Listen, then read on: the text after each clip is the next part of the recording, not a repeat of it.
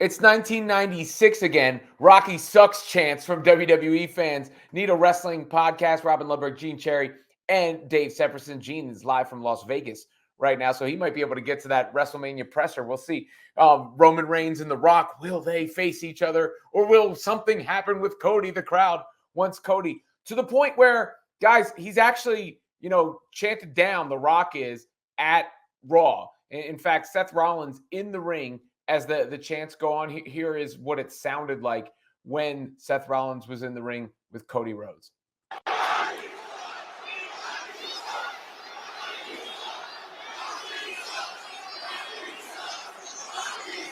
Is it 1996 again?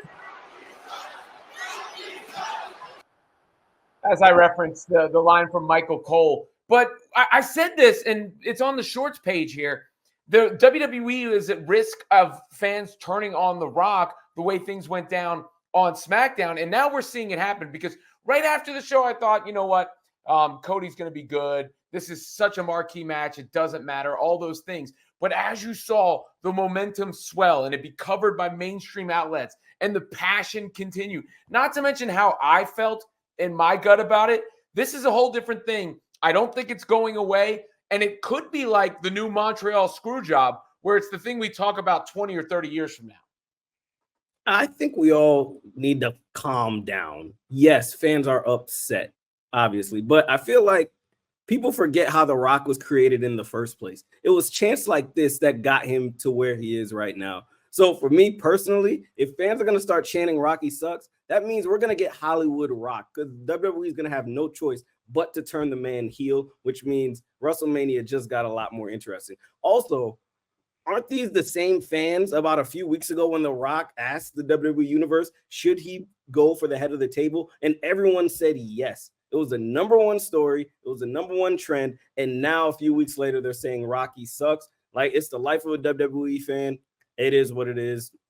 We'll see what happens. No, it's because it didn't make sense. That's why. If The Rock had come out and won the Royal Rumble at number 30, you'd still have Cody fans who were against it, but you wouldn't have this united backlash.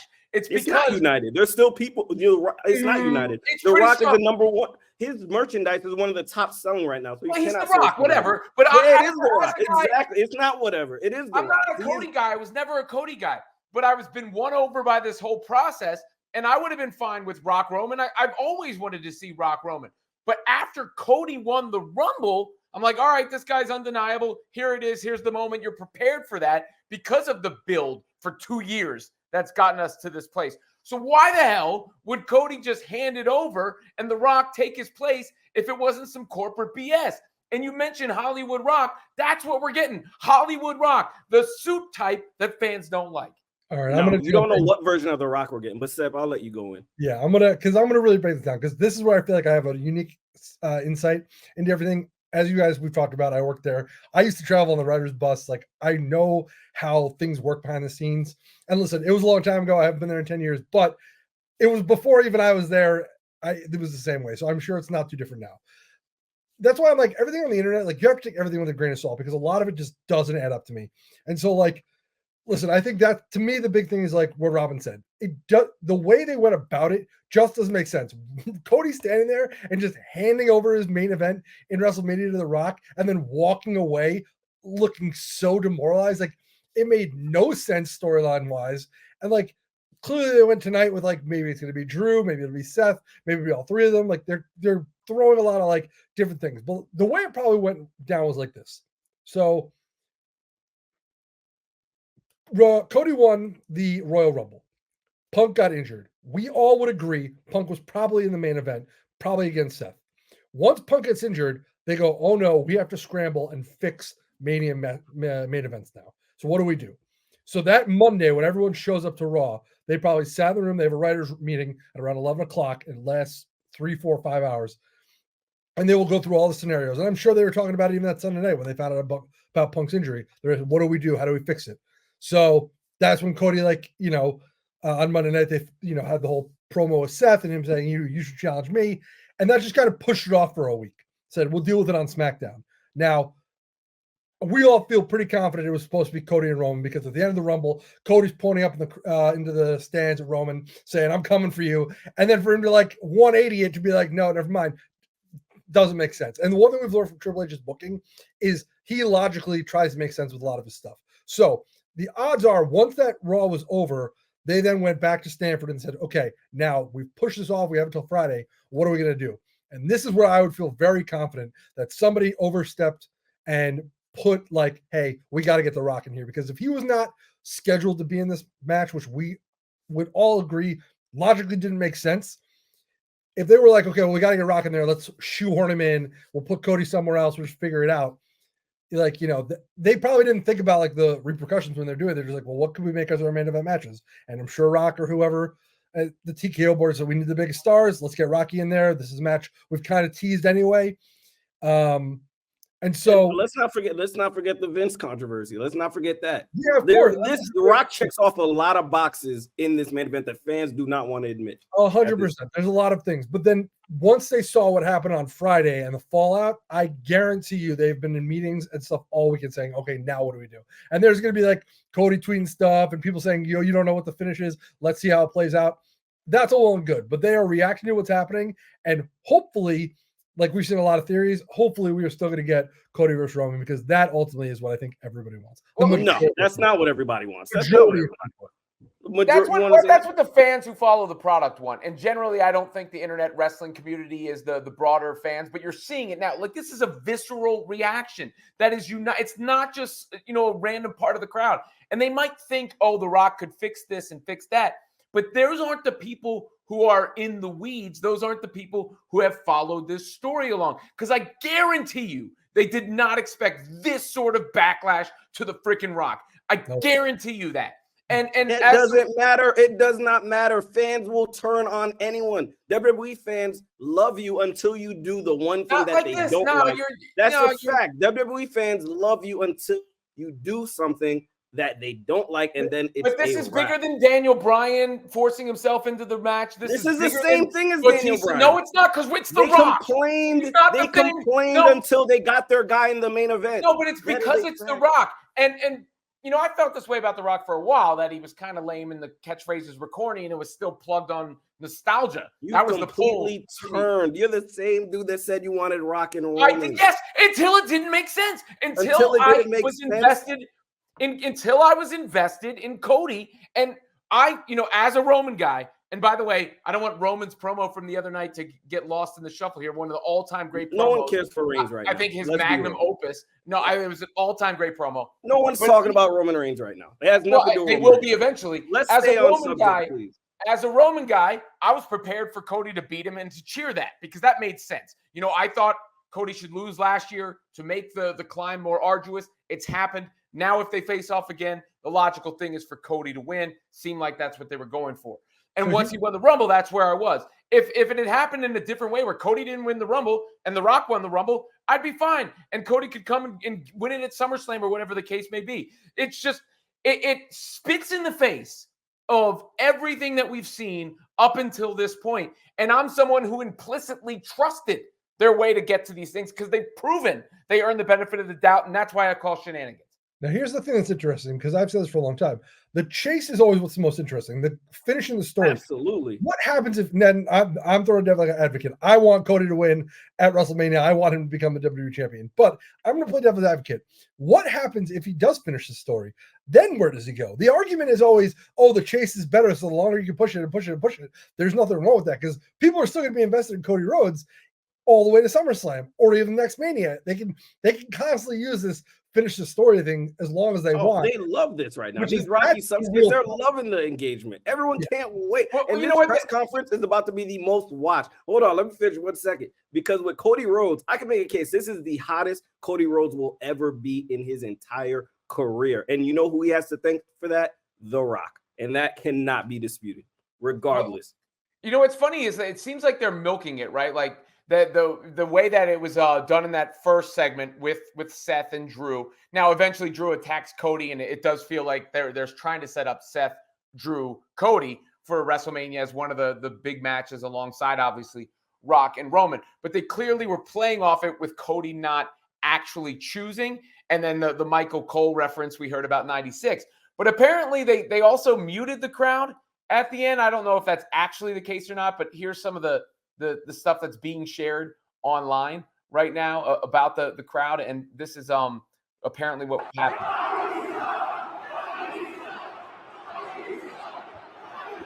Yeah, I don't know if I believe this because they chanted early in the show. So like, I didn't hear it, but like, why mute it later? It just doesn't make any sense because like, if you already did it once and they acknowledged it, then who cares? You're gonna hear They probably don't want it in the main event of the show, maybe. Or they it's don't. Gonna be happening every show for the next however long this goes until they figure it out. Maybe who knows? Maybe Thursday they write something into their promos, they fix it, they change it all up. But as long as no one's denying the fans are unhappy, it's not going anywhere. Yeah, no one's denying the fans are unhappy. This is fans are pissed off. That's a fact for sure. Cody also tweeted this, and people are going to interpret it how they may. But what does it say exactly? Appreciate the passion. God bless y'all. But trust me, is this damage control or do they actually have a plan? Because the way it was all rolled out made it seem like they didn't actually have a plan. Listen, as I said, I've seen how this plays out before, and I know how things happen when somebody gets injured and they have to change things on the fly. So if you're asking my opinion of someone with in the know, I think this was a strategic, like we're figuring this out as we go. And now they're kind of reacting to what's happening because there's zero in my brain. There is 0% chance this was all strategically played out. Like the whole, like, oh, I saw a report. Somebody said like they wanted him to get that Daniel Bryan reaction. Give me a break. There's no way they strategically wrote this out to get that Cody Rhodes reaction. There's no way. Well, I'm glad he said something because the man didn't say a word on the broadcast. So at least he's tweeting something. I was annoyed the fact that he didn't say anything tonight. That's why tonight's Raw, in my opinion. They want everyone to tune into the press conference and we'll see what happens. It's all about The Rock. It's all about the press conference. Tonight's Raw just felt like a filler. And to me, I was a little disappointed because we're coming off of one of the craziest weekends, the craziest buzz, and we got absolutely nothing tonight. We got no answers tonight, except maybe Rock and Roman might not happen. But because they didn't have a plan. That's why we got no answers. What happened Friday was not supposed to elicit the reaction it did. I don't care what anybody says. That is not people still say the Montreal Screwjobs will work. I'm comparing the two because I do think we talk about this 20 to 30 years from now, possibly, depending on how it unfolds. This is a once in a generation kind of moment, where the fans, it's a perfect storm. You've got Roman Reigns, who's had the titles for however long, going for records and whatnot. Some fans saying they're sick of him. Others saying, acknowledge your tribal chief. You've got Cody Rhodes, who went to AEW, came back over to WWE, has the lineage, has been fighting for a long time, has that fan support, the organic support, has gotten over so much as a babyface, and this story's been told for a long period of time. And then you got The Rock, the most popular wrestler of all time, or at least the biggest crossover wrestler of all time, and it comes together like a powder keg and is rejected. How is that possible? It's a unique moment in time. I agree. Yeah. And I'm just intrigued to see what's going to happen because, like I said, I don't think anyone doesn't want to see Rock Roman. I just wish they'd come to it in a different way. And if they had just logically thought this out, they could have booked this. It made a lot more sense. There's great theories on the internet. I love the one of that they're going to have a contract signing and Cody's going to sign a contract and Roman's going to sign the contract thinking he's fighting The Rock, but he's not going to, because he's going to be all, full of his ego. It's actually going to be Cody saying, oh, by the way, Rock's the referee. So now your family can't interfere in the match. I'll have my own kind of backup. And so that kind of gets Rock in the main event without still giving us that, Cody Roman thing. So there's a lot of fun. Like that was a theory George Kittle shared. I did see that. Well, he found it off the internet too, just like me, which I thought there's a million theories going out right now. And to me, it couldn't have played. But if in my opinion, WWE, this is a good problem to have because you have the most eyes paying attention to every little detail, dissecting every tweet, every moment to see what's going to happen. And on the road to WrestleMania, what more can you want? As a Rock fan, it's a little annoying that it's coming at the expense of The Rock, but he's a big boy. He already tweeted. He's got tough skin. If anyone can handle all this backlash, it's the great one. And this will work out just fine. I'm not worried about it one bit. They'll figure it out. And as long as The Rock's involved, I'm cool in any way. Special guest referee, beating Roman doesn't matter. It's all good. Right now, WWE is bigger than the NFL and the Super Bowl. Because I'm telling you this week at Radio Row, the number one buzzworthy thing that happens will be that press conference. I guarantee you that. There will be nothing any athlete says. There will be nothing Patrick Mahomes says or does that will generate the uproar and the conversation that whatever happens on Thursday will, good or bad. I agree. Listen, they were trending for 3 straight days. People are fired up, and that's the great. Hey, it's the great one, man. That's why you bring The Rock in these situations, good or bad, man. This is good for business. This is good for business. I'll tell you though, if they don't change that main event and he goes to Philly, he's going to get killed. Those fans, Hollywood Rock in Philly, dude, I would love it. Philly I would love fans it. are I savage. invite They will it. kill him. I That's will be the there. I will ECW be there cheering the great one. I don't care if there's angry Philly You fans. will I'll be there. be very, very small amount Oh, of people. trust me. Oh, Yeah, no, Roman's I'll going to be there. the face in that match, Roman's especially gonna if he be brings the face, the energy from that Who promo. cares? They're Who not cares? changing It's it, The though. They're Rock. not changing it. It's It's going to be The those Rock two. at WrestleMania. I still think there's a chance they change it. I think I don't think you can put this really bad mistake. toothpaste back in the tube. You know, from the Rock standpoint or the Cody standpoint, you gotta fix it later down the road. So It's a Rock triple said, threat. Make it a triple threat. Triple threat fixes everything. I Triple don't threat think fixes so. all of it. I don't like. No, nobody wants The Rock in that match. Dog, what else can you do? Cody fans want him to finish the story. What are you guys talking about? That's the only reason they're upset. If Cody only Rhodes, No, it's not. It's because it Yes, didn't it make is. sense. they Like, want it him to didn't win make the any title. They want Cody. What do you think we want Cody means? What do you think Yes, that means? but the reaction is so visceral because of the way it went down. What does we want Cody mean to you guys? What does that mean? What else could it mean except they want him in the main event? They don't want Rock in the main event. They want Cody in the main event. What are you guys talking about? It's not rocket science.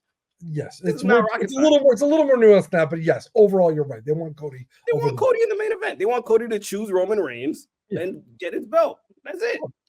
As long as that happens, people will be fine. Another big possible WrestleMania match set up on Raw. And we were wondering who was going to fight Gunther. Jey Uso makes a lot of sense to me. He's super, super over.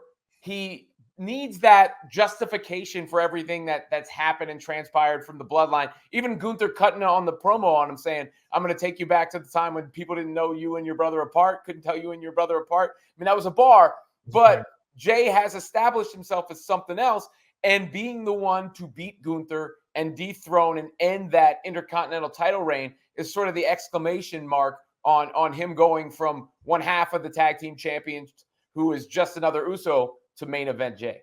See, it's interesting. I didn't picture them fighting at WrestleMania. For me, that felt like just a elimination chamber match right into the card, because I still think it's going to be Jimmy versus Jey at WrestleMania. And yeah, I agree. Jey versus Gunther at Mania would make a lot of sense. It would be a good match. Jey Uso is probably the most over babyface besides Cody Rhodes. But I just don't think it's going to be Jey Uso who takes that title off of Gunther. I don't know. I just don't see anybody throwing Gunther anytime soon. I think it has to be Jey or Sammy. They feel like the two logical candidates if it's not LA Knight. I mean, one of those three. It's got to be one of those three guys. I will say I saw a rumor that if they sign Okada, they'll do Okada versus Gunther at WrestleMania, and Gunther actually talked about Okada. That match would be unbelievable. That's my dream WrestleMania match now. Gunther's amazing. I don't see him dropping the title before Mania unless they're planning on putting him in a ring with Seth or something like that. Like, Gunther's walking into Mania with that belt this close. Jey does need a win though, and I think if they do have him face Gunther and he takes an L, that will kind of hurt him a little bit leaning into an eventual match with Jimmy. But it's interesting, man. I like Jey and Gunther. It just depends on when you want to have it. If it's at Mania, then you got to give him the belt. But if it's at Elimination Chamber, then I think Gunther walks away. Here's my theory for a new World Heavyweight Championship match for WrestleMania, because I know everyone's talking about, like, if Cody goes, then what happens? What if they were to do Seth versus Drew versus Sammy versus Jey Uso in a fatal four-way match for the World Heavyweight Championship? That has a ton of star power, 4 big names people really love. And honestly, that could be a spot where you give Jey Uso a crazy rub. If you want to give him a title, give him the world title and make him like really main event Jey Uso. Well, it has to pay off at some point. He's too popular. He's gone through too much. He can't become a jobber or a glorified jobber. A tag team guy. Yeah. Or and you can't go backwards. You saw Pat McAfee, everybody else. The crowd went crazy. He literally is the most over babyface besides Cody. People love him. Yeah, Jey's great. I gotta eat my crow. I love the Usos, but I never in my wildest dreams thought they were going to get over as single stars. I thought they were always going to be tag team guys. The fact they've been able to do this, specifically Jey, getting himself to this level, kudos to him. He's the man. He's incredible. That's about Raj's favorite wrestler, Jey Yeah. Uso, he dressed up like him for Halloween. He gets excited. He was excited. I think he quoted the stat of how long he was in the Royal Rumble. And I remember when I was a kid, I used to care about those stats too. Sure. He didn't win, but he was in there the whole time. I'm going to also say that Gunther should not drop the IC title until he is holding both championships. I want him to be WWE and/or World Champion and IC Champion. And if you really want to make it interesting, have him relinquish the title and be like, he never lost it. That would be he's ready for the main event circuit, Gunther. for sure. That's right time. now. And I think once Mania is over and then you just start getting the regular guys back in rotation, he'll become one of those guys who's fighting for the championship. Whether that's against Cody, whether that's against somebody else, we'll see. Because obviously, if Roman wins it again, oh my gosh, we're gonna have months of just waiting to figure out what's happening with that. Finally, we have something that doesn't happen too often. Bret Hart praising someone. He did take a shot at Goldberg in his latest interview, which is no surprise. Every time the man opens his mouth, he takes a shot at Goldberg. But he's usually very bitter about things. I call him the bitterest there is, the bitterest there was, and the bitterest there ever will be. He was not about Rhea Ripley.